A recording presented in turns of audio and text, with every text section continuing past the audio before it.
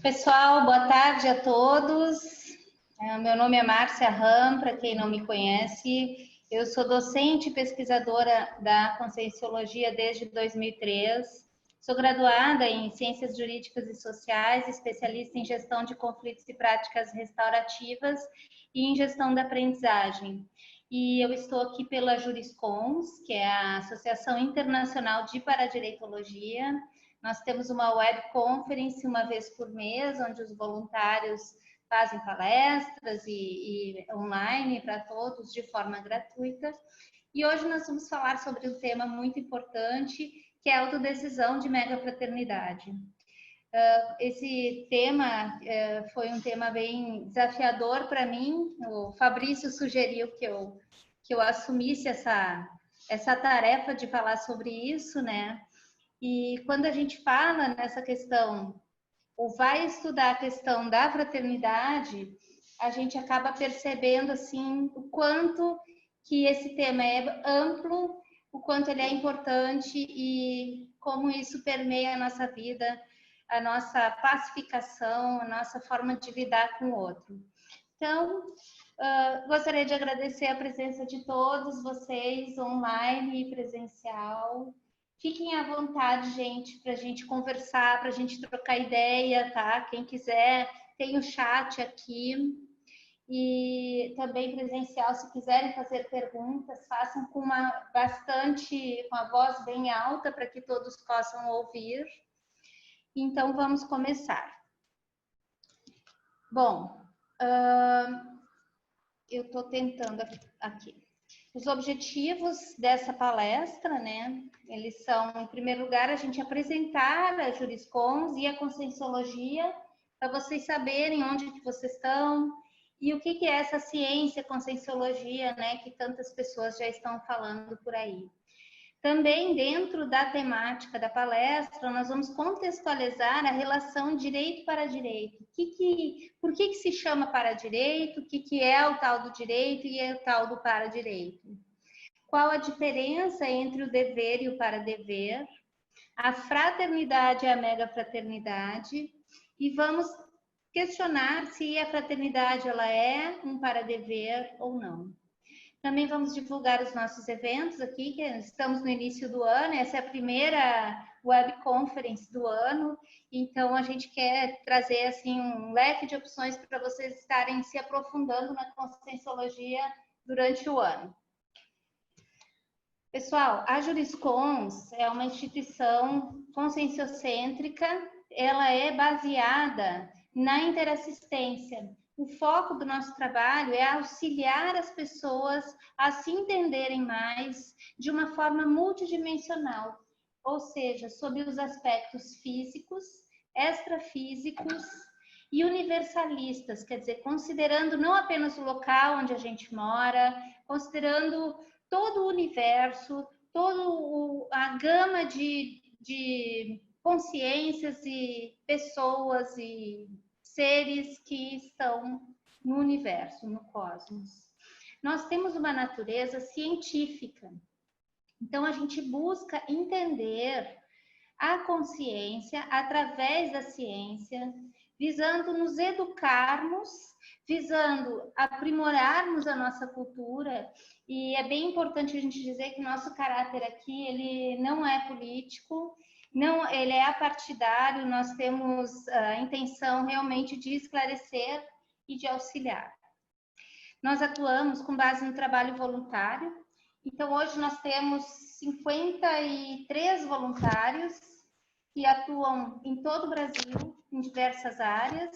A nossa sede é em Foz do Iguaçu, na Cognópolis, no discernimento, e nós temos voluntários em Brasília, voluntários em Porto Alegre, Curitiba, BH, Cascavel, temos em São Paulo, então, Rio de Janeiro, estamos espalhados pelo Brasil e a nossa intenção é aumentar esse trabalho de uma forma bastante considerável, né, e auxiliar nesse entendimento, na consolidação da paradireitologia. Não temos finalidade econômica, nós temos finalidade educacional, científica e cultural, político-partidária. Então, todos os valores oriundos da nossa prestação de serviço aqui, eles são destinados à ampliação dos nossos trabalhos. Como vocês podem, já falei, né, que nós nos sediamos no bairro Cognópolis. Esse bairro ele foi criado em 2009 em Foz do Iguaçu, tem 7 milhões de metros quadrados de área.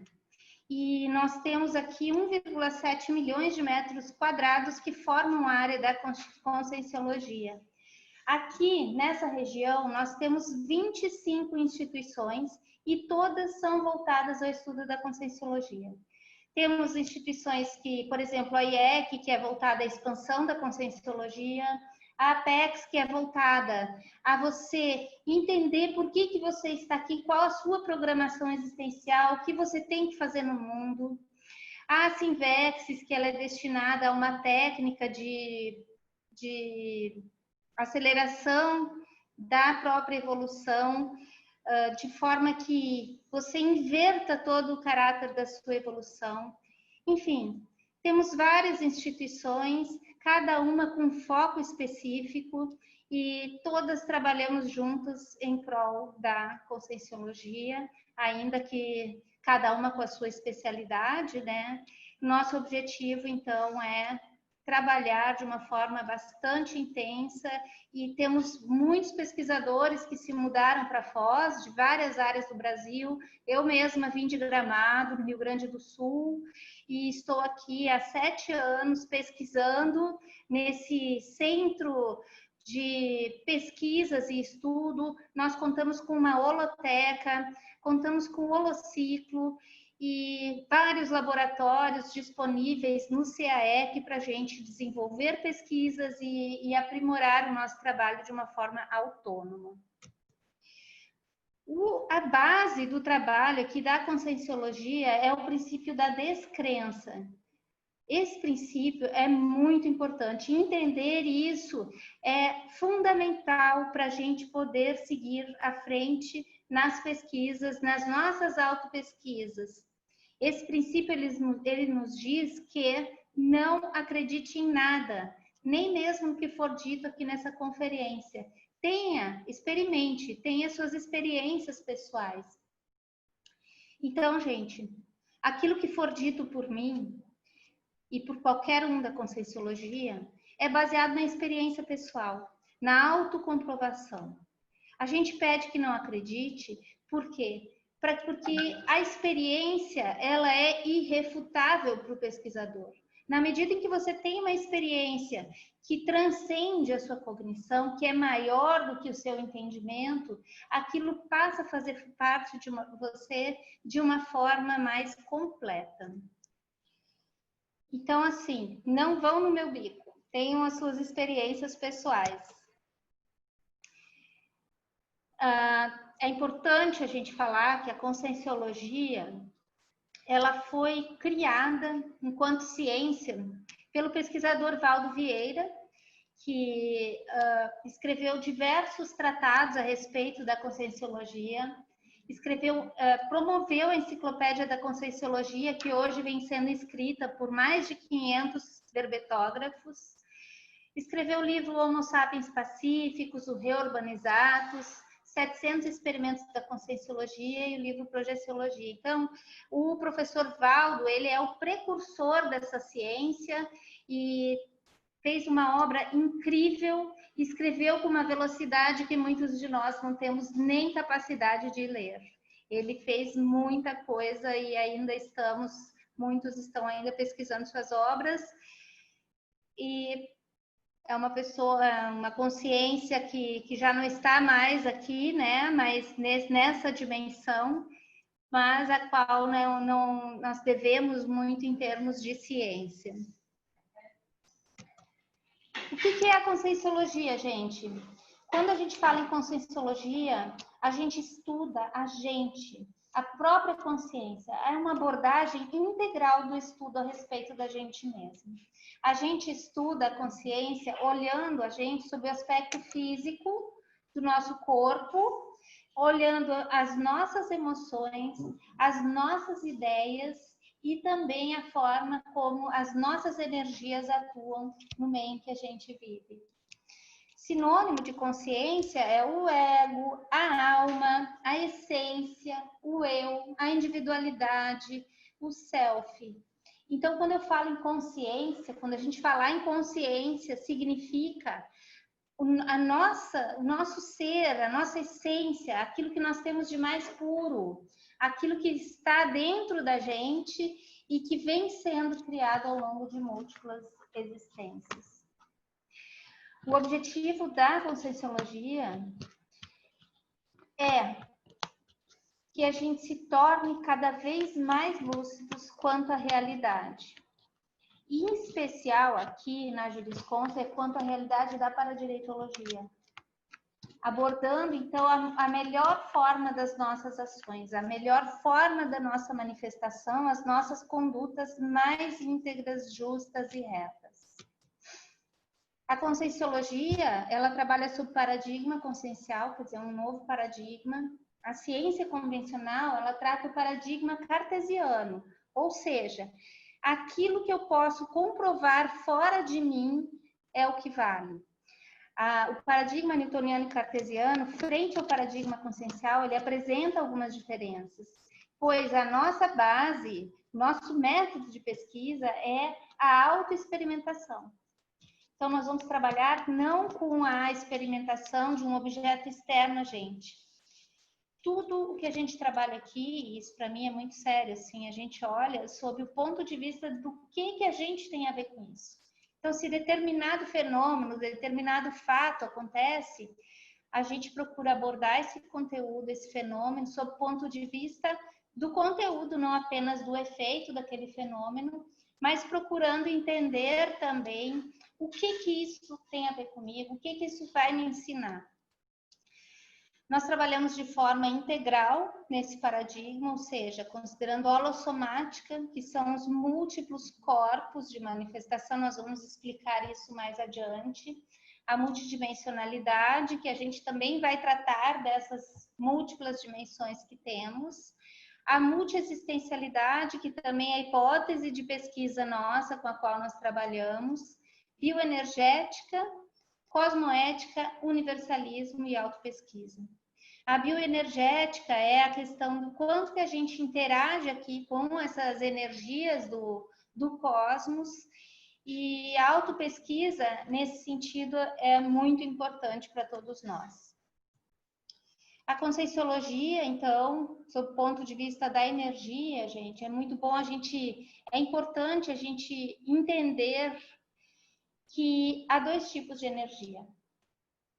A gente parte dessa premissa, que no universo a gente tem a energia imanente, que ela emana de todas as fontes, de todos os organismos do cosmos, que dizem respeito, por exemplo, à água, a uma floresta, aos planetas.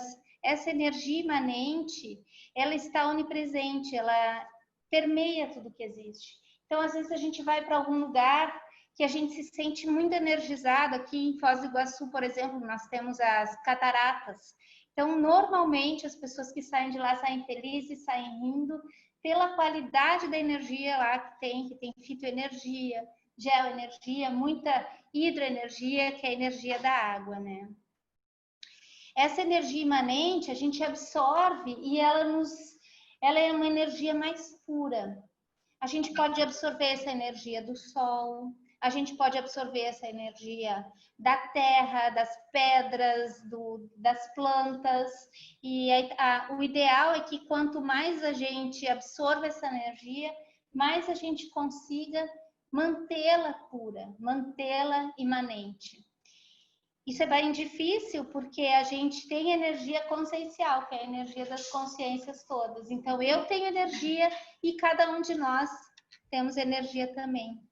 E a gente absorve dessas fontes de energia imanente e aplica quando aplicamos a energia que emana do universo, nós transformamos essa energia com a qualidade da nossa pensanidade, com aquilo que pensanidade, eu já vou explicar o que é para quem não conhece, né? Mas com a qualidade dos nossos pensamentos, sentimentos e energias. Isso aqui é a pensanidade. Então, entendendo o que é melhor essa questão, nós temos o holossoma. Nós falamos da questão da conscienciologia, né? Um neologismo. Então, como qualquer ciência, nós temos vários termos que são próprios da nossa ciência. Um deles é holossoma, que é o conjunto dos corpos. Holo é todo e soma significa corpo. Então, holossoma são todos os corpos. Aqui nós estamos trabalhando com 4 somas, 4 hipóteses de somas.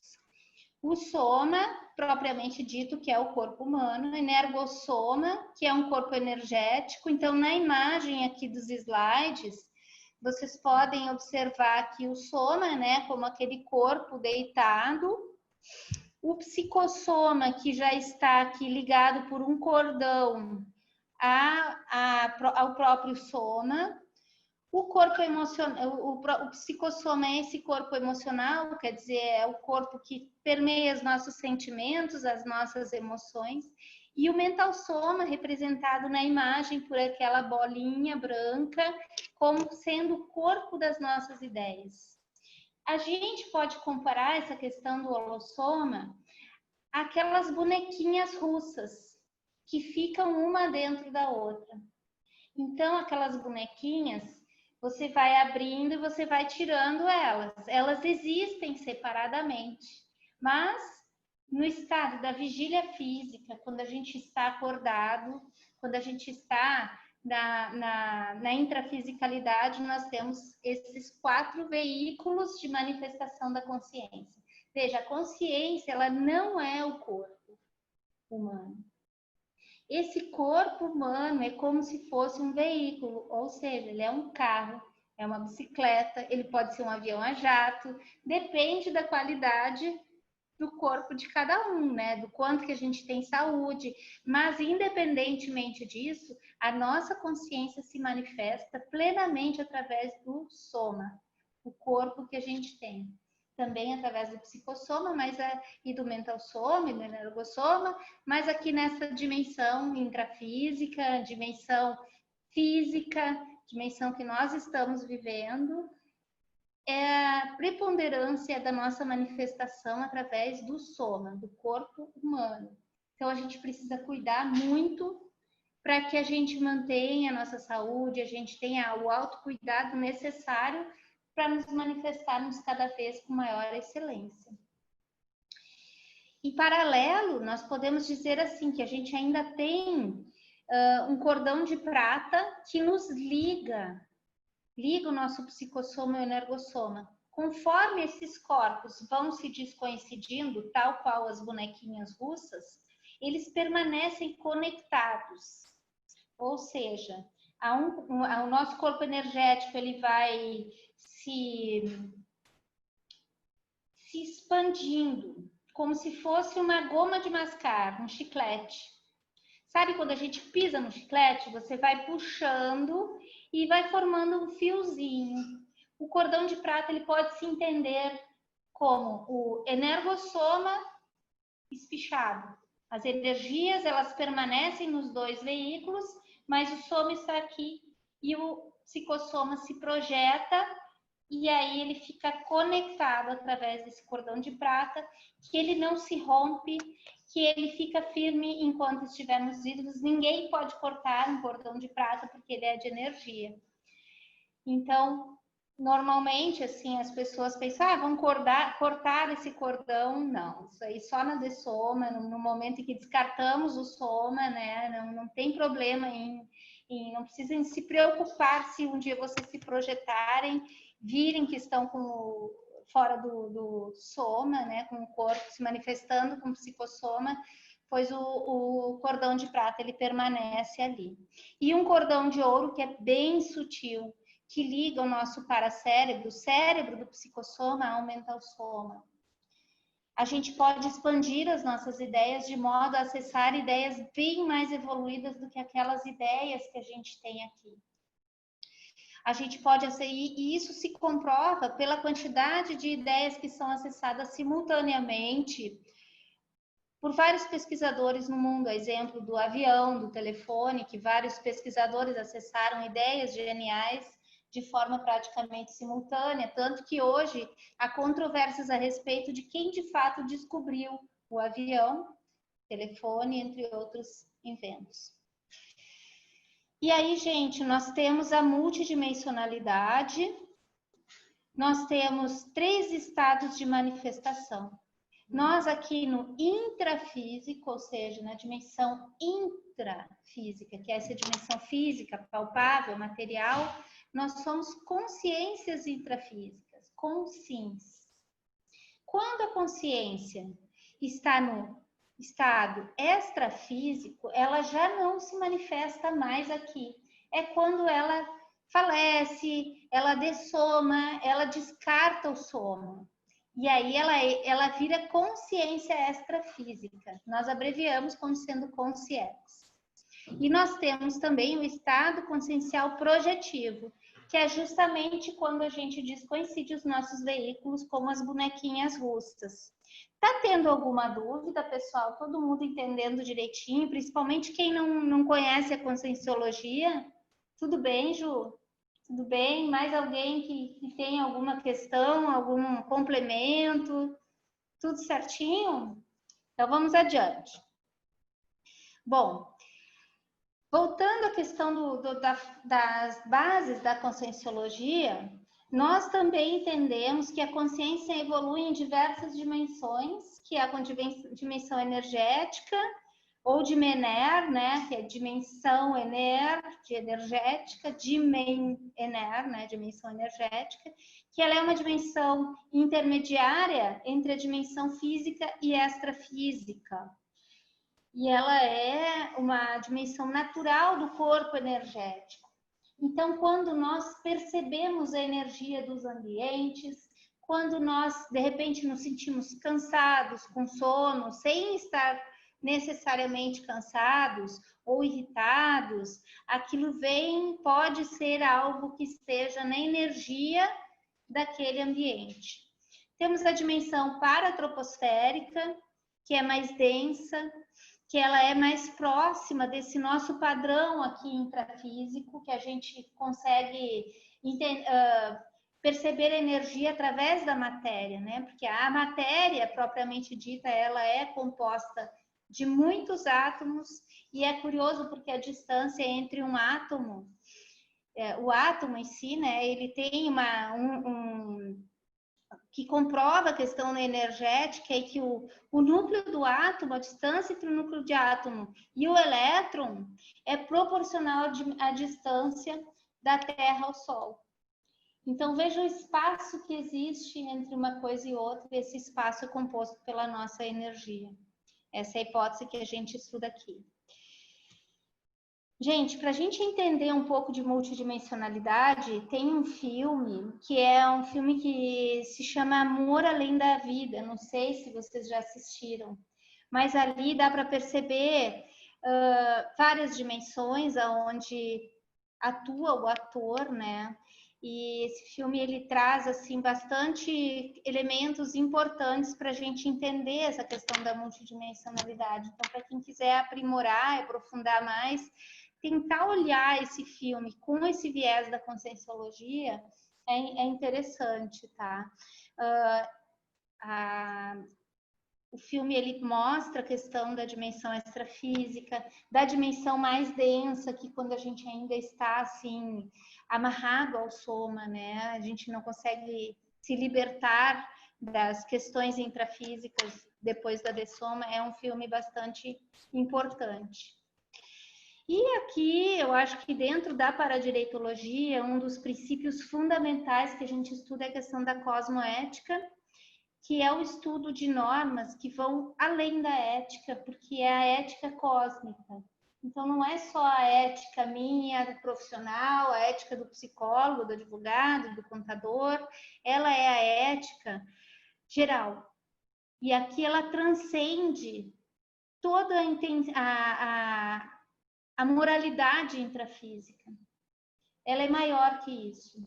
É difícil a gente pensar e entender o que realmente é o melhor para todos. E a cosmoética, ela busca isso. Não é a ética de uma mãe lidando com o filho, é uma ética de uma consciência lidando com uma outra consciência e buscando para aquele filho, o desenvolvimento daquele filho, que ele entenda que o melhor para todos é o melhor também para ele. Então, enxergar além daquilo que é o nosso grupinho pessoal é muito sério aqui. A cosmoética, então, ela tem alguns princípios, além desse de que aconteça o melhor para todos. Tem o princípio dos males o menor, que cada caso é um caso, e eu até acrescento aqui que não só isso, cada momento é um momento. Então, às vezes a gente tem casos idênticos que acontecem em momentos distintos e as soluções para esses casos são diferentes. A gente vê bastante isso. Eu sou advogada, então na justiça, às vezes são vários casos iguais com 5, 6 decisões que são diferentes, porque cada caso é um caso, cada momento é um momento, cada consciência é uma consciência, cada um de nós tem a sua singularidade. De novo, né? Bem alto, já. No exemplo dado, onde cada caso é um caso, os atores, as consciências envolvidas vão determinar as decisões, o rumo. De novo, o dado de consciencialidade único, individualíssimo, determinando as decisões ali proferidas. Essa questão individualíssima é muito séria, né? Porque a gente é único. Cada um de nós tem uma essência muito importante. A nossa singularidade, ela é produzida a partir dessa ideia de múltiplas vidas. Então, quantos anos a gente vem trabalhando para nos transformarmos naquilo que somos hoje? Eu até brinco, assim, às vezes o pessoal brinca comigo no meu trabalho, ou até aqui mesmo voluntariado, né, que eu tenho uma autoestima, né? Realmente, como que eu não vou gostar de mim? Se eu trabalhei tantos anos, tantas vidas para me tornar o que eu sou.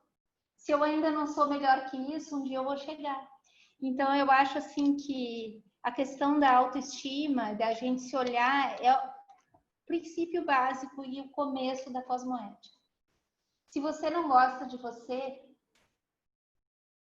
vai gostar de quem? Então, começa assim, aceitando quem você é. A gente tem uma série de traços, né? E tem coisas que não prestam e não prestam mesmo na gente e em todos nós, no mundo, nas convivências. Não adianta a gente maquiar essas coisas. Às vezes a gente acha que está disfarçando, né? Que ninguém está vendo, mas todo mundo percebe. A gente percebe no outro. E aí tem um princípio da cosmoética que eu acho muito interessante, que é assim: eu ser auto-imperdoadora. Eu não perdoo essas questões que não prestam em mim. Eu tento lutar para isso modificar. Eu fico trabalhando para evoluir. Mas hétero perdoador. Entender que se o outro ainda não conseguiu, aquilo pode ser mudado um dia. Aquilo pode, e aceitar, porque eu também tenho as minhas coisas. Então, perdoa. Existe até na Conscienciologia uma ideia assim de que a gente deve perdoar as pessoas até o ano 3000, porque a gente vai viver até o ano 3000, então dá um crédito assim, porque todos nós ainda vamos errar muito durante o próximo milênio. É uma hipótese, né, de que a gente ainda tem muito a evoluir. E não é assim a gente passar de um patamar evolutivo para outro. Nós temos uma escala evolutiva, né? E a ideia, assim, é de que enquanto não formos projetores conscientes, lúcidos, entendermos essa questão da projeção como algo natural da gente, fica bem difícil a gente passar para outros patamares, porque a percepção multidimensional é muito séria para a gente crescer. Então, gente, outra coisa séria aqui é a questão da pensenidade. Pensene, esse conceito, ele é o conceito mais sério da Conscienciologia, um dos mais sérios, porque ele traz, assim, tudo que a gente pensa, na hora que a gente pensa, a gente sente. Então, eu pensei em alguma coisa, no mesmo momento eu já estou sentindo. E as minhas energias, elas vão na mesma linha. Então, por exemplo, a gente trabalhando aqui na Juriscons, nós temos revistas, por exemplo, a gente tem a revista Estado Mundial. Essa revista, quando eu penso nela, eu já sinto uma necessidade, um sentimento de agradecimento às equipes que trabalham. E a minha energia já vai. Quando eu penso, por exemplo, num filho, num amigo, me preocupo, muitas vezes aquele amigo já me procura e já liga na mesma hora, são fenômenos, porque a gente pensou, como está o fulano, a energia já chegou, a pessoa já sentiu o que a gente está pensando nele. Então aqui entra muito sério o tema da nossa palestra, né? Que é a questão da autodecisão de fraternidade. Quantas vezes a gente pensa mal das pessoas que estão com a gente? Quantas vezes a gente olha para a pessoa de uma forma auto-perdoadora, como, por exemplo, assim, eu sou uma vítima dessa situação e a outra pessoa é a culpada pelo que acontece comigo. A decisão pela fraternidade passa por essa ideia de que se a gente considera a hipótese de que pensamento, sentimento e energia anda em conjunto, como que eu posso ainda jogar minhas energias piores para o universo, pensando mal de alguém? É um exercício importante, é um exercício que exige muita autocosmoética e autoconhecimento, porque a gente enxerga as questões do outro. E como que a gente vai enxergar isso? Vai ter senso crítico a respeito daquilo e não vai transmitir sentimentos e energias ruins. A ideia é, sim, ter um senso crítico. Isso é importante. A gente tem que ter criticidade. Agora, trazer energia ruim, não assistir a pessoa através daquela pensenidade, é algo que prejudica, que pode prejudicar a pessoa. Quem somos nós para definirmos e julgarmos de uma forma tão perentória as pessoas? É bem complexo, né? Então, a ideia de não pensar mal de ninguém, a prática disso muda a realidade de muita gente. Vamos ver, dentro dessa ideia da questão da autodecisão, da fraternidade, como é que ficam os nossos direitos e deveres. Vamos lá. Alguém quer falar alguma coisa, gente? Tá indo bem? Estão com dúvidas? Eu vi que a Renata chegou, né, Renata? Sim. Então, se alguém quiser falar algo, né, não tem problema, podem perguntar, só tem que deixar o microfone desligado, isso. Mas aí na hora de falar, abre o microfone, tudo tranquilo. Que é, Maria Eugênia? Se quiserem escrever também no chat, a Maria Eugênia está falando aqui. Então, a gente tem aqui, eu tentei fazer um cotejo entre direitos e deveres, né? Todo direito, ele traz um dever. Por exemplo, se eu tenho o direito de igualdade, nós todos somos iguais. Sim, todos nós. Aqui nós não somos seres humanos, é direito básico, né? Igualdade, liberdade, fraternidade, isso já vem sendo uma luta humana de muitos anos e séculos. Então, se nós somos temos o direito de igualdade, qual seria o nosso dever? O dever de sociabilidade. Nós somos iguais. Vamos socializar. Vamos interagir. Vamos aceitar as diferenças. A paz, por exemplo. Paz é um direito. Eu tenho direito a viver em paz. Ter paz comigo mesmo.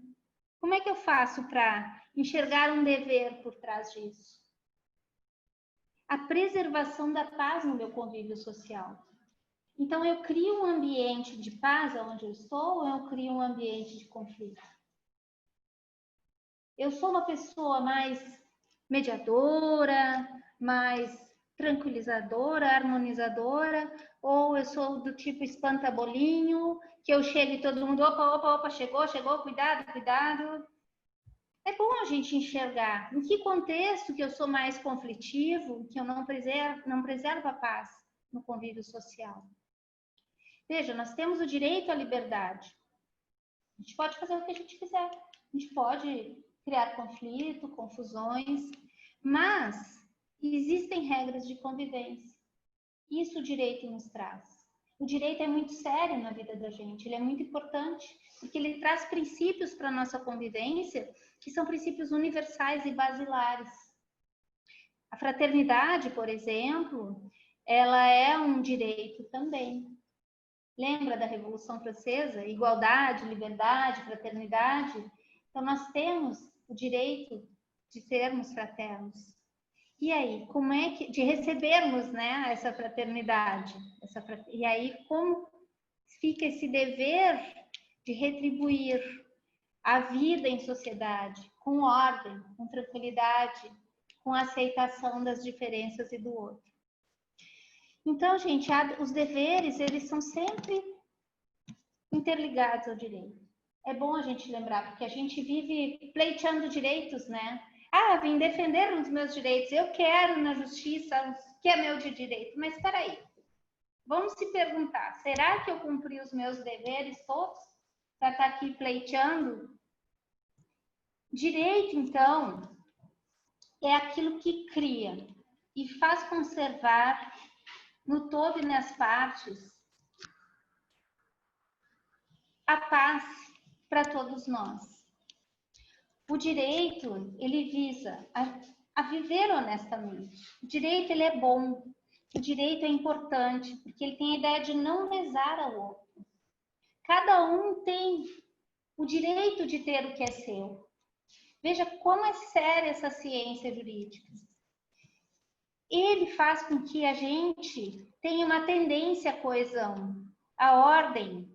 E essas ideias, elas são de Aristóteles, de Ulpiano, de Santo Agostinho, que são pensadores universais que trazem isso para o nosso ordenamento jurídico. A nossa ciência, ela vem sendo pesquisada há muitos anos, desde Roma, e muitas coisas hoje ainda na ciência jurídica são iguais. Então, por que eu trago o direito aqui? Para a gente entender que para direito não é para de girafa. É uma extensão, uma ampliação dos direitos humanos, para além da intrafisicalidade, para além daquilo que a gente vive aqui no dia a dia. Ele traz, assim como o direito traz o conceito do dever, o para-direito traz o conceito do para-dever, mas nós vamos ver isso mais adiante. Então, pessoal, o que é esse tal de para-direito, né? Pode perguntar, Eliel, bem alto. Bom, eu queria que você pudesse fazer uma correlação entre direito, justiça e mérito.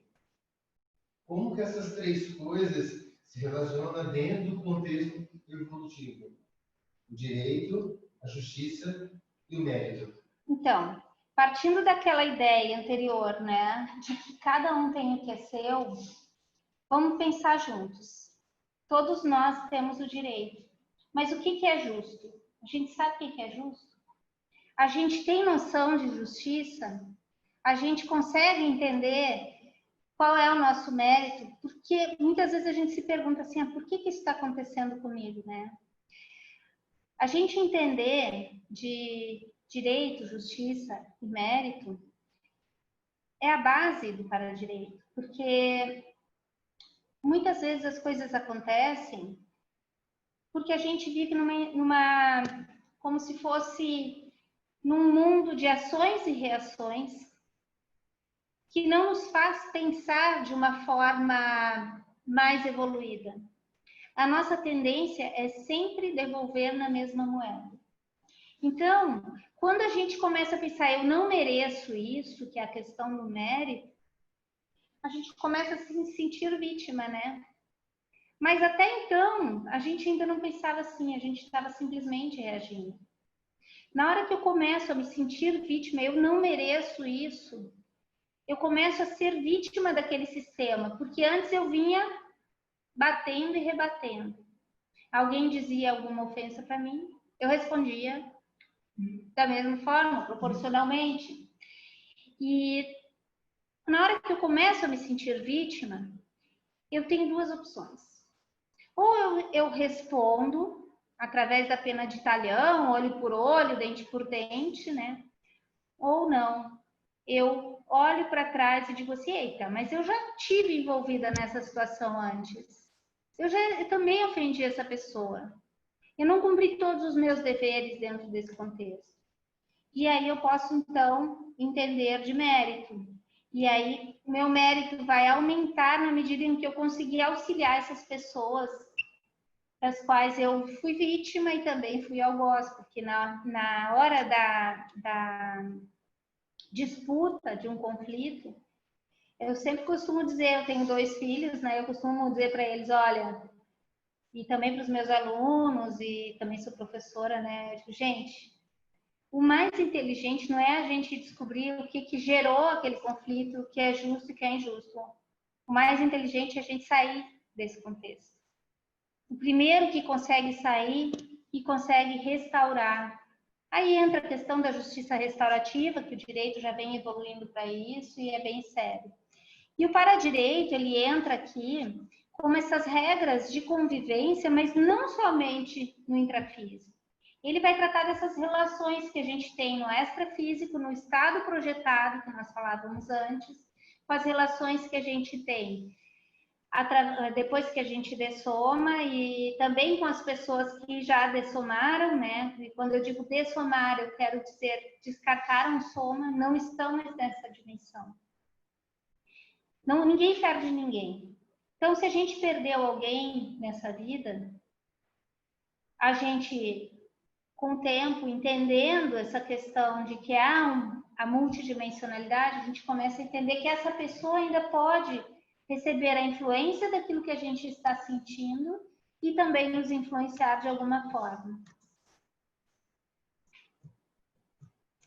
O paradireito, ele aplica, então, ele é aplicado dentro dessa definição enciclopédica como uma ciência que estuda tecnicamente as normas, os princípios e as paraleis cósmicas, não só as normas intrafísicas. As nossas manifestações mais íntegras, justas e retas. Ele vai englobar a cosmoética, ele é maior que a cosmoética, e ele é maior do que a moral, o direito, a justiça, esses conceitos que nós temos aqui. Porque ele vai tratar da justiça de uma forma mais ampla, considerando aí o emprego correto, quanto mais a gente conseguir exteriorizar as nossas energias, a nossa pensenidade de uma forma mais íntegra, justa e reta. Olha só, uma pensenização justa. Quando eu penso com justiça, eu tomo a posição equilibrada, racional, é justo. Não é algo que puxa para o meu lado. A minha pensenidade, ela é mais perene em relação àquele contexto. Não há vitimização na justiça. Na integridade, também. Eu pensenizo, eu penso, sinto e exteriorizo minhas energias com valores e princípios morais, sem me corromper diante das situações. Essa ideia parece, vamos dizer assim, utópica, né? Porque todos nós ainda erramos muito. A gente ainda perde a integridade e a firmeza dos nossos princípios morais. Nós descumprimos leis, nós entramos em conflitos desnecessários e perdemos até o nosso fraternismo muitas vezes. A ideia da gente permanentemente buscar essa retilinearidade é muito séria. É difícil, é um desafio, é o que eu acho que nós aqui na Juriscons, né, nós estamos tentando fazer, erramos e acertamos, né, temos nossas lições aprendidas em termos grupais e individuais, mas o objetivo é esse, a gente nos tornar cada vez mais harmônicos e harmonizados perante as realidades. Nós temos as especialidades, né, que nos auxiliam nisso, né, que é a cosmoética, eu já falei, a questão da extrafisicologia, quer dizer, nós não somos esse soma, nossa procedência é psicossomática, é multidimensional, a gente usa o soma como um veículo, e a questão da mega fraternidade, que é quando a gente já não pede mais pra gente. A gente olha para o outro e abre mão do nosso ego, da nossa relação com as coisas. Pessoal, se vocês tiverem alguma dúvida, eu vi aqui no chat, né, que o Willy perguntou assim, tenho 2 dúvidas, mas pode responder depois. Quais são as relações entre a cosmoética e paradireitologia? Então, a primeira dúvida é essa. Gente, a cosmoética e a paradireitologia são ciências irmãs, tá? Quando a gente começa a ter noção de cosmoética, é naquele momento em que a gente pensa assim, a gente deixa de pensar que sou vítima, por que isso está acontecendo comigo, eu não mereço isso, e a gente começa a pensar no melhor para todos. Então, se eu estive envolvida nisso, eu vou recompor, eu vou fazer o que é o melhor para todos. Quando eu penso nisso, nesse momento, a cosmoética começa a entrar em mim. Agora, para a direitologia, ela já vai um pouco... você primeiro precisa ser cosmoético para entender de paradireito. A cosmoética, ela envolve aqui uma conduta mais retilínea, mas a paradireitologia, você começa a entrar nela no momento em que você começa a se olhar diante do outro. Você começa a ver assim que o seu ego, ele não é a coisa mais importante. Que a coisa mais importante é o outro. É a necessidade do outro, é o sentimento do outro, é o que você gera no outro. Não que você não seja importante nisso. Você também é, né, gente? Assim, a gente não pode dizer que a gente não é, a gente também é importante, mas a gente faz, a gente não pede mais para si, entende? E, fala, Jarbas. Se a Márcia me permitir, né, tem um Willy, né, e os demais interessados, tem um verbete do dicionário de argumentos da Conscienciologia, que ele tem uma palavra sextipedal, auto-iso-axe, pensenologia.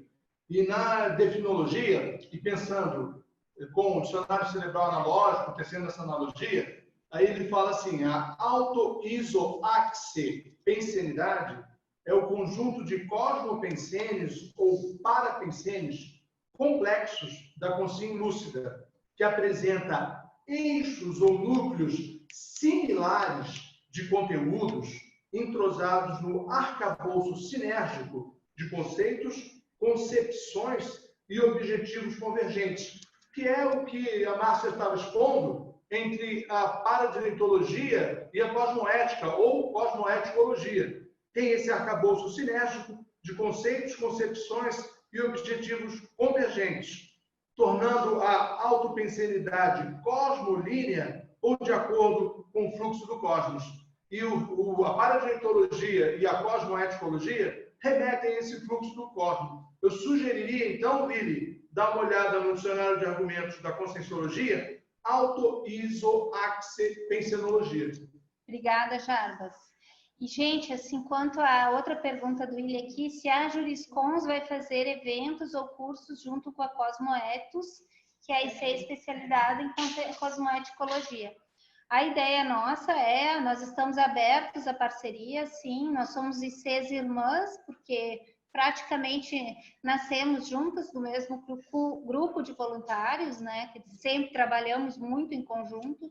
Então, a ideia é, com o tempo, nós fazermos, sim, eventos em conjunto. Por enquanto, não temos nada agendado, mas futuramente queremos, sim. Nós aqui da Juriscons temos abertura e acredito que o pessoal da Cosmoetos também. Pessoal, então, para entender essa questão da paradireitologia, a gente precisa pensar no curso grupo kármico. O curso grupo kármico, ele funciona como a forma mais básica da nossa evolução. no ponto em que nós estamos muito conflitivos, a gente está numa interprisão, como se um ficasse rebatendo ao outro aquilo que foi ensinado. Já explicamos isso bastante, né?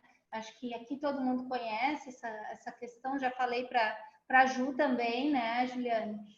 Mas para quem tá online aqui também, né? Quando a gente estuda o curso Grupo Kármico, a ideia nossa é sair dessa interprisão e ver onde que nós ainda temos reações conflitivas. Se eu estou nessas situações, você perceber assim, eu estou criando mais conflito, eu estou escalando esse conflito, ou eu já estou começando a recompor, construir minha própria autonomia para me libertar. Esse estudo do curso Grupo Kármico, ele é muito sério e importante para a gente poder construir ideias de recomposição.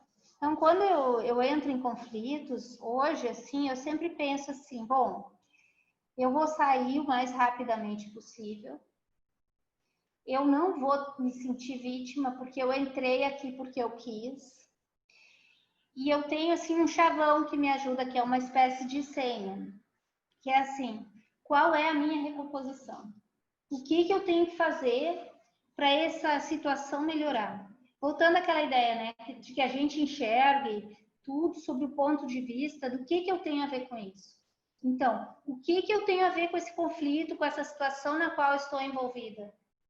Eu preciso aprender o que ainda hoje? Como que eu faço? Por que isso ainda me afeta?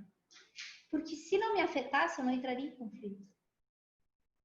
O afeto, a afetação, ela que gera o conflito.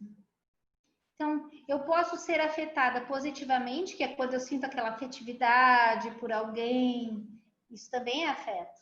Mas existe o afeto no sentido de eu me afetar com a conduta do outro, de eu me ofender, de eu me sentir, de alguma forma, vítima. De alguma reverberação. Aquilo reverberar, né, repercutir, como um raio, né? Que às vezes, assim, a pessoa falar já atinge a gente, assim, de um jeito que parece que é um raio na nossa cabeça. Então, a ideia, assim, da recomposição é a gente separa raio mesmo, sabe? Cai o raio na cabeça da gente e para, não devolve, absorve. Nós temos múltiplos veículos. Se a gente devolver na mesma moeda, nós vamos entrar na interprisão. Então, a ideia, assim, segura o raio, sobrepara aquela situação e age de uma forma mais assertiva possível.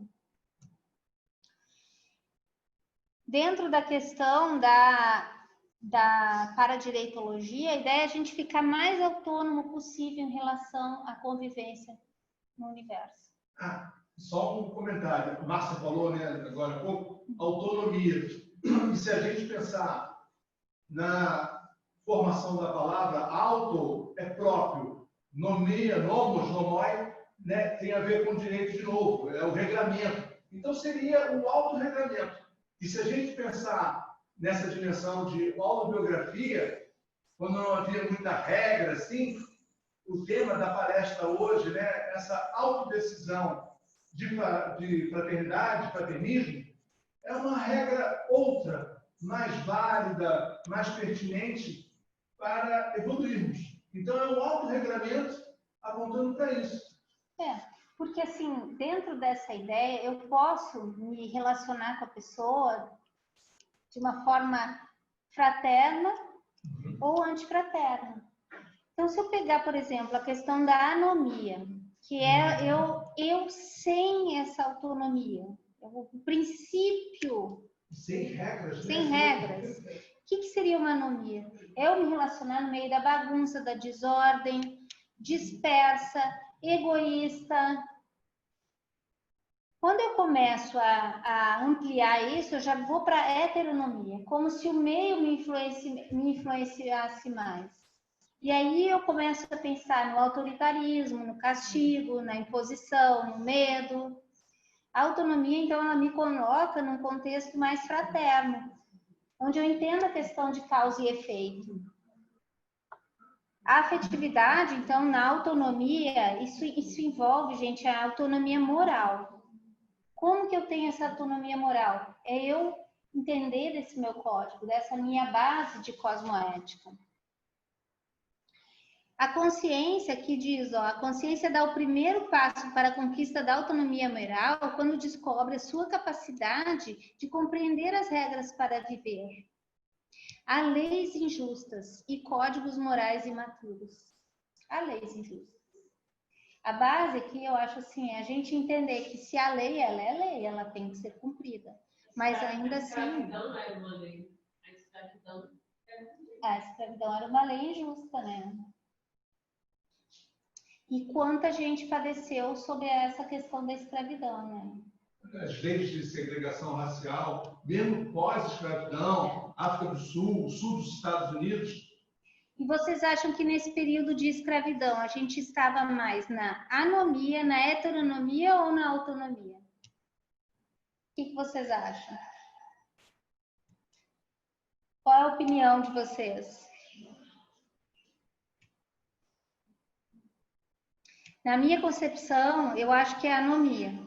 É a ausência de qualquer princípio ético, moral, porque eu exercer o meu poder sobre o outro e me apoderar da vida do outro como sendo minha propriedade é uma situação bem complexa, né? Então, assim, isso foi uma lei que recentemente foi abolida considerando toda a história da humanidade. Tem locais em que ainda existe escravidão. E a pior escravidão, gente, não é nem essa, é a escravidão das ideias, que é quando a gente se permite viver assim. Então, em que ponto que eu sou um servo de alguém, um escravo de uma ideia, de uma instituição, de uma seita? Eu sou servo. Até tem um autor, né, que eu gosto bastante, que é o Etienne de la Boétie, né, que ele escreveu o Discurso da Servidão Voluntária, e a gente muitas vezes se coloca voluntariamente como servos de situações por não querer exercer essa autonomia. E porque às vezes é o melhor para a sociedade, para o todo. Agora, a voluntariedade na servidão nos traz uma consciência daquela servidão. Então, se eu estou dentro de um contexto em que eu preciso obedecer, em que eu preciso entrar nessa condição, eu não posso me permitir escravizar. Por ninguém, por emprego, por instituição, por ideias, A pior escravidão é a escravidão de uma ideia. Muitas vezes a gente tem ideias que são tão ultrapassadas e são tão erradas, são tão complexas, são tão desatualizadas, antagônicas, que nos geram tantos prejuízos e a gente não desapega. Então, agir correto, atualizar as ideias, atualizar nosso código de valores, isso é muito sério.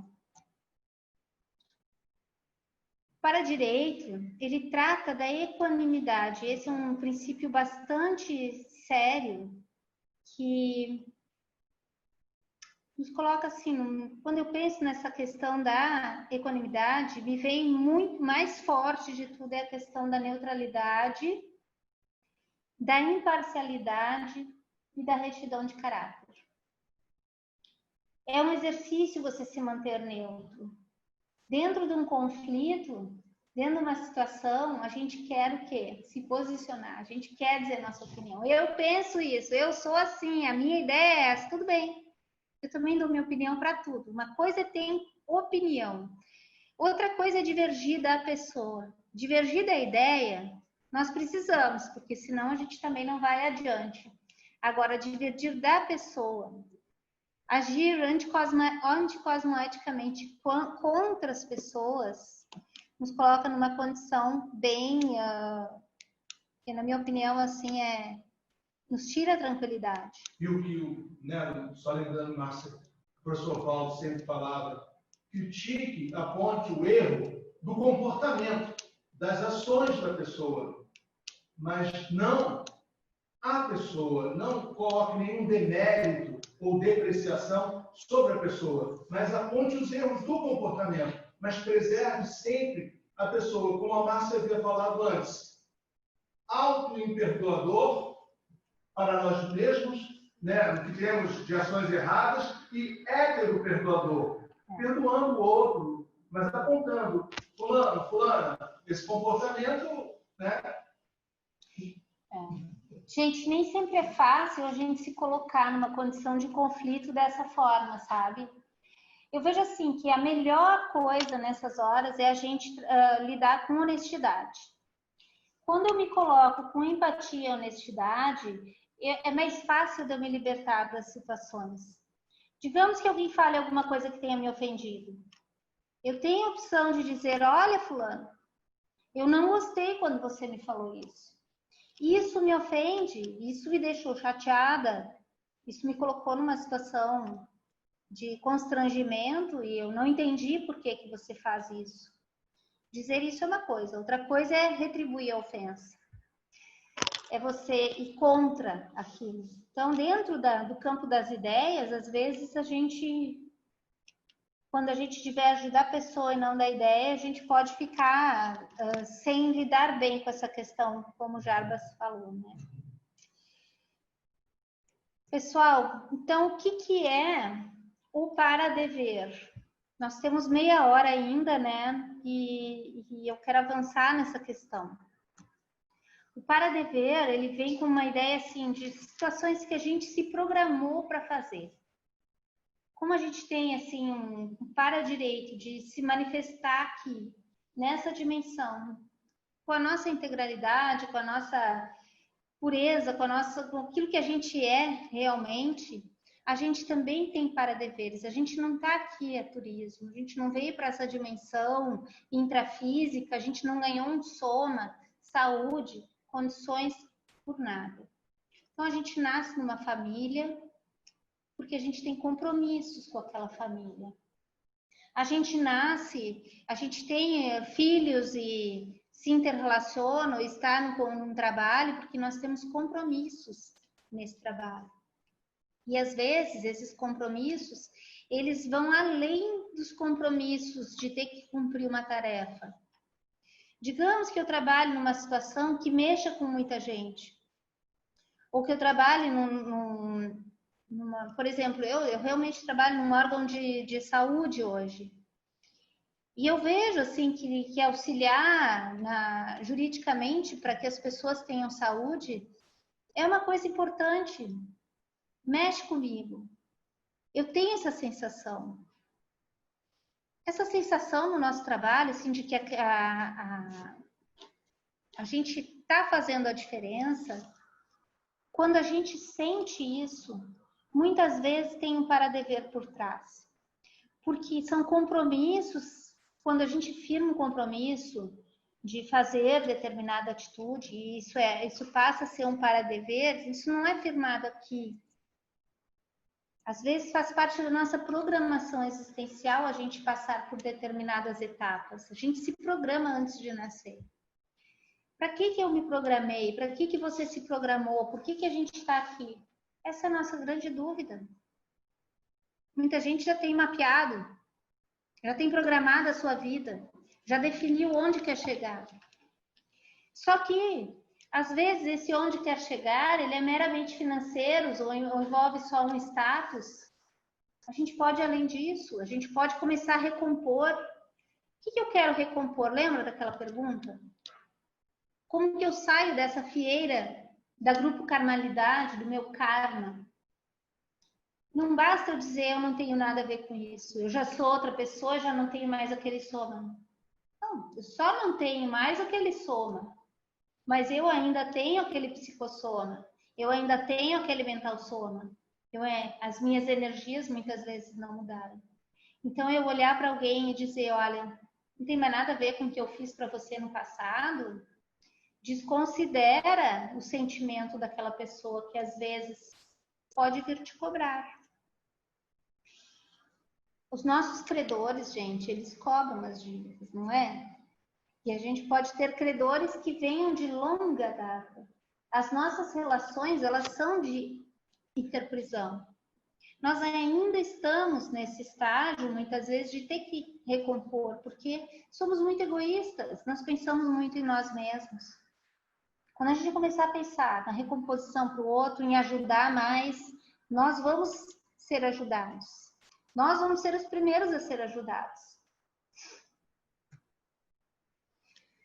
Quando a gente pensar em para-dever, então, e tendo aquela ideia de íntegro, para-direito ser íntegro, justo e reto, né? Um para-dever justo é eu me posicionar com justiça, com equilíbrio nas minhas pensanidades. Se vocês quiserem interromper, questionar, gente, vão em frente, tá?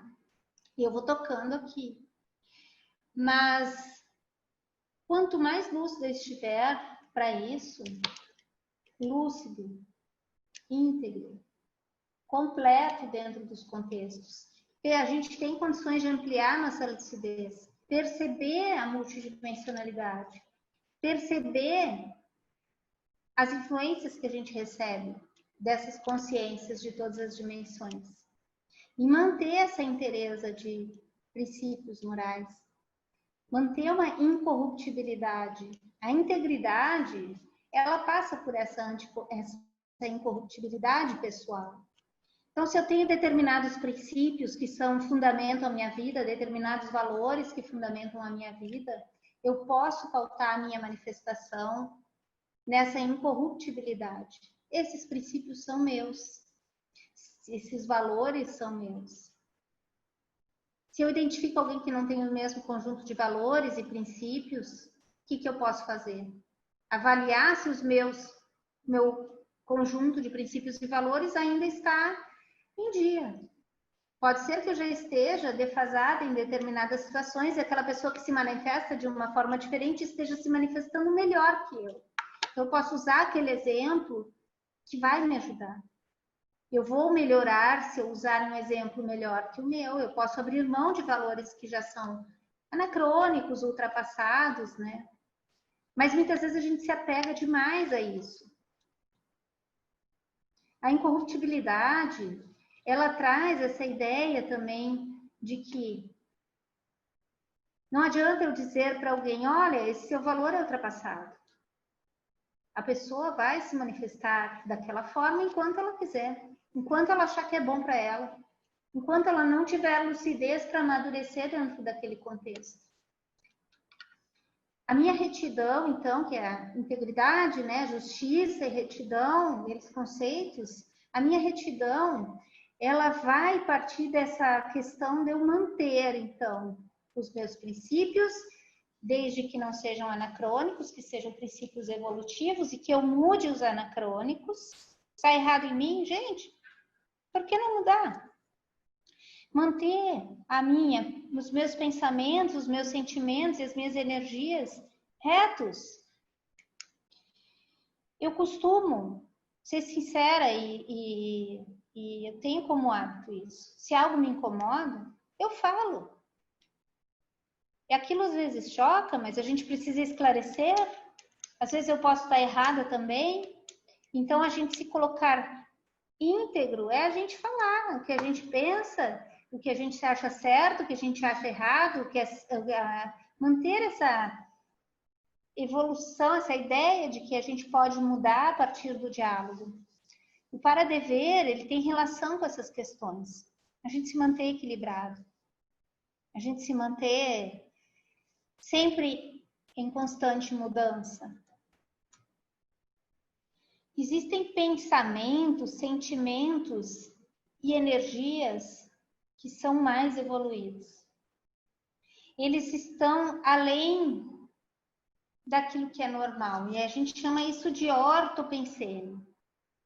Então, a gente buscar aquilo que é mais evoluído, que a gente entende, que a gente consegue captar, porque eu parto do princípio que tem coisas que são tão evoluídas que a gente não entende. Tem conceitos que a gente não entende. A gente não tem cognição, nosso cérebro não abarca. Como é que eu vou entender determinadas situações? Ainda. Nesse momento, sem eu evoluir, né, Jarbas, para determinados pontos, o meu cérebro não vai captar determinadas situações. Mas dentro daquilo que eu vejo que é o melhor. Hoje, para mim, a conscienciologia, ela entra como um ortopensene. Eu ainda não achei algo que supere essas ideias. E aí pode ter várias religiões, podem ter ciências, podem ter estudos, situações que trazem ideias evoluídas, mas a ciência que nós estamos fazendo aqui na Cognópolis e na comunidade conscienciológica como um todo, é muito difícil achar algo que supere isso. Na minha opinião, dentro da minha ortopensenidade, eu me manter reta, íntegra, justa, cosmoética, assistindo aos outros, eu atendo ao minha, é um posicionamento de fraternidade. É eu tentar, com todas as minhas forças, não cair mais nesses conflitos. E, gente, ó, eu caio, tá? Eu tô tentando. É importante dizer isso, porque a gente cai. A gente está aprendendo. Quantas coisas a gente ainda não tem maturidade suficiente para fazer, né? Para agir. A gente ainda não sabe. O nosso planeta, ele é um planeta ainda hospital-escola, né? Ele ainda nos transformou num planeta escola. A gente tem muitas doenças. Doenças emocionais, doenças psicossomáticas, doenças somáticas. Quando nós nos tornarmos mais escola, vai ser diferente para nós. Tudo isso, pessoal, tem relação íntima com a dinâmica evolutiva. Se eu tenho para-direito de ter um livre-arbítrio, e isso gera um para-dever para mim de cosmoética, de interassistencialidade, de desenvolvimento do meu parapsiquismo, esse para-direito tem total relação com direito, esse livre-arbítrio tem total relação com liberdade, eu posso escolher, eu tenho essa liberdade, e os para-deveres, eles têm relação com a responsabilidade. Tudo isso vai gerar efeito. É como uma pedra num rio. Dependendo da forma como eu agir, os efeitos vêm. Então, o desenvolvimento do parapsiquismo, a ampliação da nossa visão multidimensional, aí é que está a importância. Vocês entendem que se a gente vive com um psicossoma, se nós somos uma bonequinha russa que está encaixada, para a gente entender desse psicossoma e desse mental soma, a gente precisa desenvolver o parapsiquismo. A gente precisa poder se manifestar numa dimensão extrafísica. Sem ter o parapsiquismo desenvolvido, a gente não consegue. Se alguém conseguir, me fala, porque eu quero aprender. O parapsiquismo é a chave para isso. A vibração das energias, as manobras energéticas é que fazem isso. Então, gente, o parapsiquismo, quando ele é empregado de forma cosmoética, com assistência, ele cria para nós os paradeveres. A gente começa a perceber que a gente precisa recompor, auxiliar, melhorar os ambientes. Nós temos várias técnicas para isso. Eu coloquei nos slides aqui os livros, né? Temos o livro Projeciologia, que traz mais de 200 técnicas para a gente se projetar, para a gente desenvolver esse parapsiquismo. Então, eu quero sair do corpo lucidamente. Gente, tem e-mail. É um livro. 200 e poucas técnicas. Alguma delas você vai conseguir sair do corpo com lucidez, se você aplicar. Nós temos dinâmicas parapsíquicas que são aplicadas aqui no CAEC. Podemos desenvolver a clarividência através da expansão do nosso frontochakra, que é o chakra frontal. Temos a TENEPS, que é a tarefa energética pessoal. Temos o curso acoplamentário, que é um curso livre para qualquer pessoa que quiser desenvolver o parapsiquismo. Faça um fim de semana aqui no CAEC e duvido que não saia com alguma experiência de clarividência ou de projeção ou alguma experiência parapsíquica. São muitas. Então, gente, a gente está consciente desse para-dever de nos desenvolvermos para ajudar os outros, é muito sério, porque a gente não evolui sozinho. Então, se vocês, se nós, se eu, se cada um de nós não evoluir, nós vamos ficar presos. Nós precisamos ajudar uns aos outros para a gente poder seguir juntos. Ou a gente vai ficar preso ou fica para trás, e aí? Imagina todo mundo evoluindo e você não. A evolução, ela é inerente à nossa natureza. Nós já evoluímos muito. E a gente precisa entender mais e mais disso. Então, a paradireitologia, ela traz esse entendimento de como a gente evolui, qual é o modo da gente evoluir, quantas responsabilidades a gente tem para chegar nesse ponto evolutivo. E eu acho que a maior responsabilidade aqui é o para-dever da assistência, que aí passa a questão da fraternidade. Eu não posso fazer assistência sem gostar da pessoa, sem gostar de gente. E muitas vezes eu convivo com pessoas que batem de frente, né? Advocacia, imagina, um advogado vai contra o outro. Às vezes o juiz dá a sentença improcedente, né? Juízes aí que estão participando. Não é nem sempre as pessoas conseguem sobrepairar, elas se envolvem de tal forma que aquilo passa a ser pessoal. Então, a gente entender que uma coisa é a ideia, uma coisa é o contexto, é o direito, outra coisa é a fraternidade, é muito sério. Fala, Jarbas. Você expondo, eu lembrei, né, de outro neologismo, conscienciofilia. A gente tem que ter afinização, esse bom grado, essa boa disposição para o outro, né? De se afinizar com o outro. Eu adoro esse neologismo aí, conscienciofilia. É a filia, né? É você ter a vontade, a intenção, a predisposição para aquilo. Eu tenho essa conscienciofilia, eu tenho vontade de conhecer as pessoas, de me aprofundar e de assistir. Nem sempre eu consigo, eu faço assistência falha, mas eu acho que eu estou me aprimorando aqui dentro a partir do conhecimento da paradireitologia, por causa dessas ideias de retidão, de integridade. Acho que nós aqui, os voluntários, estão trabalhando firme para isso. Acho que esse é o grande saldo aqui da Juriscom, sabe? A gente poder assistir melhor. A gente saber lidar mais com o grupo. O Paradireito, ele visa isso, é você saber andar em grupo, você saber conviver bem, você ter uma convivialidade sadia. Nós temos esses princípios aqui que eu coloquei no slide, ó, da interassistencialidade, um ajudar o outro. Ninguém ajuda sem receber ajuda. Então, sempre há uma troca. Sempre. Nós vivemos inseparáveis. Todos nós vamos evoluir juntos. Ninguém perde ninguém. Olha que coisa transcendental pensar assim. A pessoa não morre. Ela descarta o soma. É como uma borboleta que se transforma de lagarta em borboleta. Nós convivermos de forma sadia,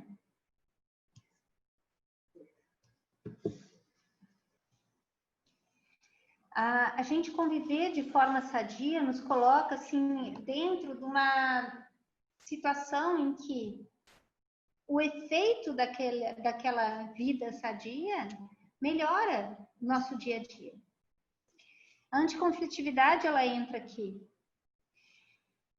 Por exemplo, aqui tem uma pergunta, ó, que eu acho que pode ajudar a gente a entender melhor esses princípios. Ó. A pessoa diz aqui, não sei se entendi a igualdade de temperamento, porque existe a labilidade parapsíquica, a mudança repentina do mau humor, do bom humor para o mau humor, ou da euforia à depressão. Não entendi quais as causas e os efeitos. Então, vamos voltar lá à questão da interprisão.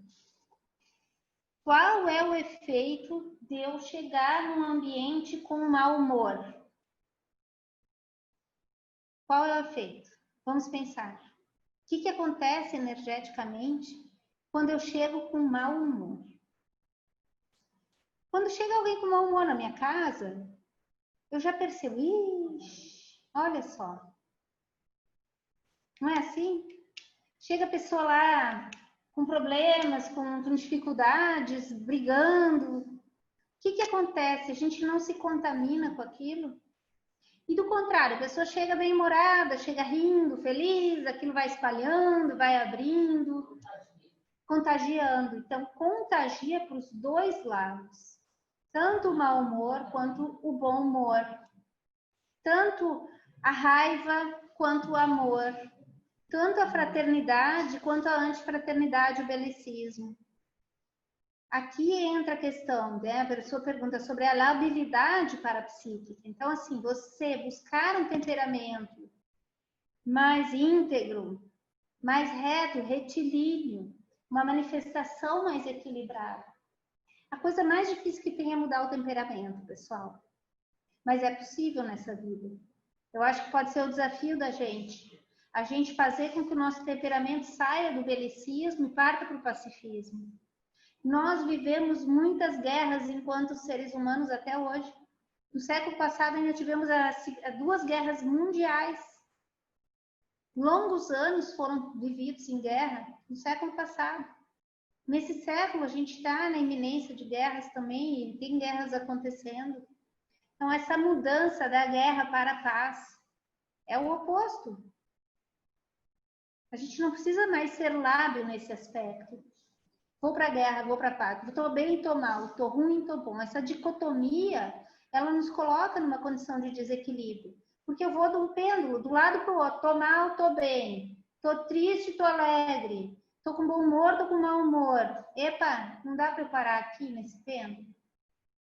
Qual é o equilíbrio entre o extremo bom humor e o extremo mau humor?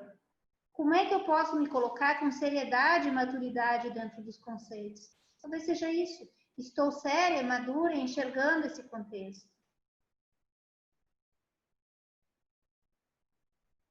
Temperamento igual o tempo todo. Aqui a pessoa diz, nem sempre conseguimos manter um temperamento igual o tempo todo.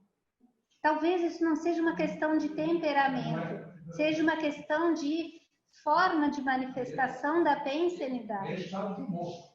Estado de humor, né? Não é temperamento.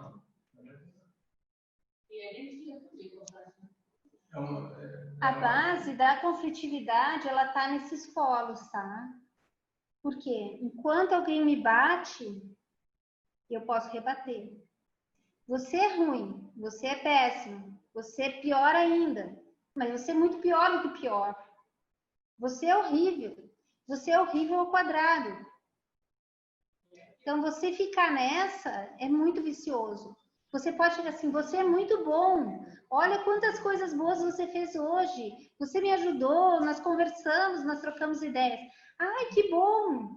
Eu estou muito grata também, pois você também me ajudou. Suas ideias, apesar de diferentes das minhas, foram ideias bacanas. Eu aprendi. Ah, mas ótimo, muito obrigada, sou agradecida também. E aí a gente entra no ciclo de agradecimento, de evolução, de fraternidade, não de belicismo. A gente pode aumentar para o outro lado, sem rasgar cedo. Márcia, fazer uma brincadeira, né? Sai do belicismo para o belo pacifismo. O belo pacifismo. É o belo pacifismo. Então, gente, nós estamos chegando quase no fim aqui, nós temos 8 minutos ainda, tá? Essa pergunta aqui, ó. A mega fraternidade. Fraternidade com tudo, com todos, transcendente. Ela é um para-dever? O que vocês acham? Vocês acham que a gente veio para esse planeta para sermos mega fraternos? Alguém me responde, por favor. E mais ainda, se tiver alguma resposta contrária à pergunta formulada, onde é que a gente vai parar? Ou o que de felicidade restaria a ser vivida? Né?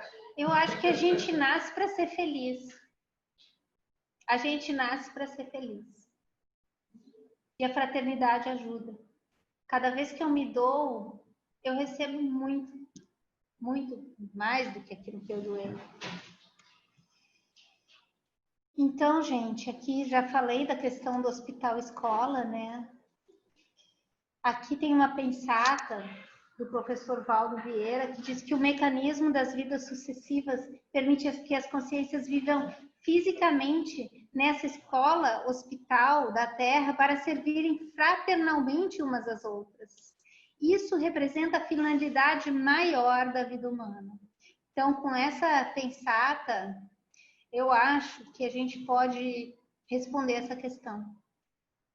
Se nós estamos numa escola hospital da Terra ainda, nós nos servirmos com fraternidade, não com escravidão, com alegria, não com tristeza, com amor, não com raiva, pode ser uma finalidade. Aqui entra uma decisão pessoal da gente se ajudar.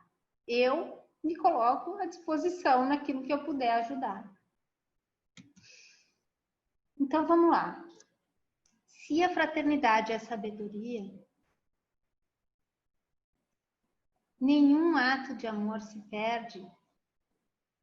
E se a fraternidade significa autosseveridade com heteroindulgência, eu ser severa comigo e indulgente com o outro, como é que é a qualidade do seu perdão? Você perdoa as pessoas? Olha que pergunta interessante. Ser fraterno significa ser orto, absoluto em relação à minha necessidade de mudança. Significa ser severa se eu não for íntegra, justa e reta nas minhas manifestações. Severa comigo mesma. Entendendo que eu ainda não estou no ponto top da evolução, mas que eu posso melhorar. E com o outro, indulgência, concessão, aceitação, vendo que a pessoa também está evoluindo e vai evoluir em conjunto. Não adianta a gente excluir o outro. A pessoa está sempre ali. Ninguém perde ninguém. Nós vamos sempre estar juntos. Dentro dessa ideia, dentro dessa hipótese. A gente trabalha com hipóteses. Já imaginou? Você acha que você se liberta, que você se livra de alguém? Não. Você cria laços. Você pode criar amarras. Como diz a professora Malu Balona, né, no livro Autocura através da reconciliação, enquanto a gente está em dinâmica conflitiva, a gente está criando amarras, correntes que nos geram interprisão. Quando a gente transforma essas relações em relações de afeto, a gente cria laços. Laços delicados, sutis, tranquilos, bonitos, que não nos prendem, que nos unem. Aqui já falamos bastante, né, da questão do autoimperdoador e do heteroimperdoador, mas eu quero só deixar clara a nossa responsabilidade integral anti-vitimização. Não podemos mais nos permitir essa situação.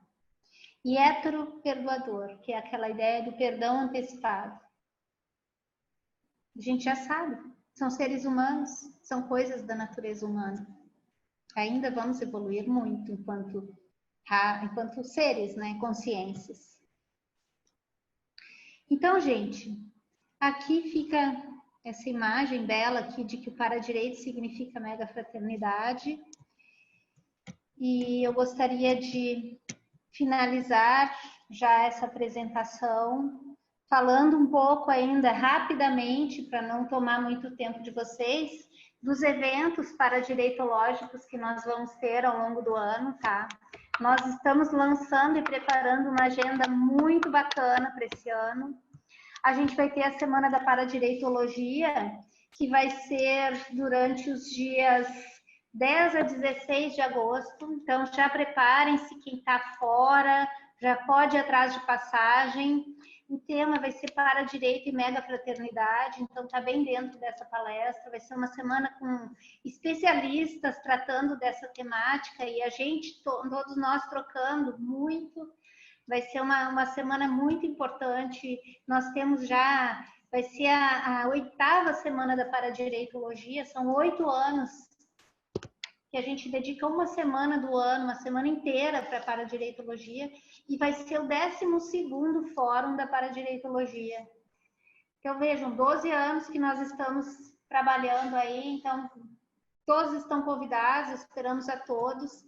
Temos as web, né, conferences como essa que a gente está dando, que são realizadas no terceiro final de semana de todo mês.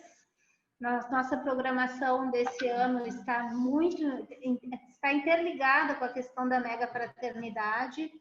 Temos o curso Auto Mega Fraternidade aplicado às metas pessoais com o professor Epicom Marcelo Silva. É um curso muito sem pré-requisito, é um curso importante para poder ser fraterno com as metas da nossa vida, do nosso dia a dia. Curso Teoria e Prática, né, Teáticas da Mega Fraternidade, que esse é o nosso curso de campo, com a professora Epicom Cristina Aracati, o professor Marcelo Silva também. Temos toda quinta-feira, pessoal, gratuitamente na rádio RCI, da 1 às 2, quer dizer, das 13 às 14 horas, o programa Conteúdos Paradireitológicos. Todos convidados a um evento bastante participativo, com debates e conversas com pesquisadores da Conscienciologia. Falam sobre pensatas, verbetes, muito interessante. E para esse ano nós vamos lançar a oficina de condutas paradireitológicas, essas oficinas trabalhando com a questão da liderança interassistencial. Então nós vamos trabalhar com um memorândum, que é uma teoria da Conscienciologia ligada à nossa próxima intermissão, quando nós não estivermos mais com esse corpo físico, nos prepararmos para essa situação. São condutas que podem nos ajudar nesse novo momento de nossa manifestação. Para maiores informações, nós temos o nosso site, juriscons@juriscons.org. Temos o Facebook, ci.paradireitologia. Temos o Instagram, temos nosso canal no YouTube. E o nosso telefone é 99 11 1 6263. O DDD é 045 991 11 6263. O site www.juriscons.org. Essa foi a bibliografia que nós utilizamos, muitos verbetes e o livro do Perelman, né? E aí, uma pensata para finalizar: pense no cosmos como algo sem fronteiras, incluindo todas as consciências. Essa pensata é do professor Aníbal Bentes. E precisamos incluir a todos nós, então, nesse cosmos. Muito obrigada, pessoal, pela presença, pelas perguntas, pelos debates, pelas colocações muito pertinentes. Jarbas, demais colegas, todo mundo, Eliel, Maria Eugênia aqui, a Juliane, o Willy, Fabrício, Renata, o próprio... quem é que está pelo Colégio Invisível? Ah, não. É o invisível do Colégio Invisível. E muito obrigada, gente. Nós estamos aí no dia 18 de fevereiro, a gente vai ter a oficina de condutas paradireitológicas e a próxima live dia 18, a oficina dia 19. Obrigada a todos e até a próxima.